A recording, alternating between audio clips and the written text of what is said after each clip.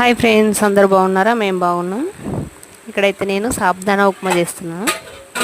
దానికోసం కడాయి పెట్టి ఆయిల్ పోసి జీలకర్ర ఆవాలు వేసాను కొంచెం.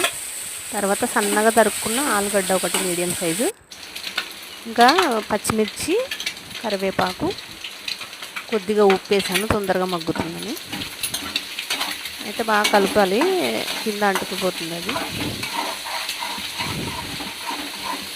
బాగా వేయించుకోవాలి ఈ కలర్ వచ్చేదాకా. తర్వాత సగ్గుబియ్యం వేసుకోవాలి. నైట్ నానబెట్టుకున్న సగ్గుబియ్యం అండి అది.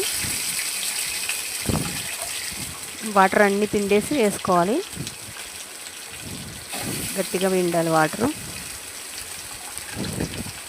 సగ్గుబియ్యం మొత్తం వేసుకొని బాగా కలపాలి.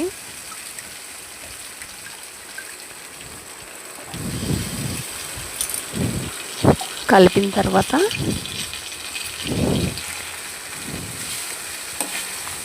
ఇందాక కొద్దిగా ఉప్పు వేసుకున్నాం కదా మనం, మళ్ళీ ఇప్పుడు సగ్గుబియ్యం వేసిన తర్వాత సగ్గుబియ్యంకి ఎంత ఎదపడుతుందో మళ్ళీ అంత చూసుకొని వేసుకోవాలి ఉప్పు.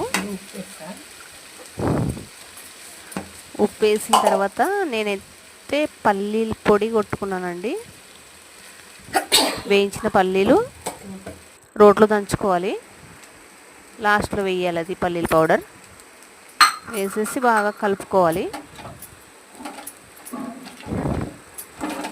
అవి అప్పుడే బాల్స్ లాగా ఉబ్బుతుంది. రెడీ అయిందంటే ఇదిగో ఇలాగ అవుతుంది.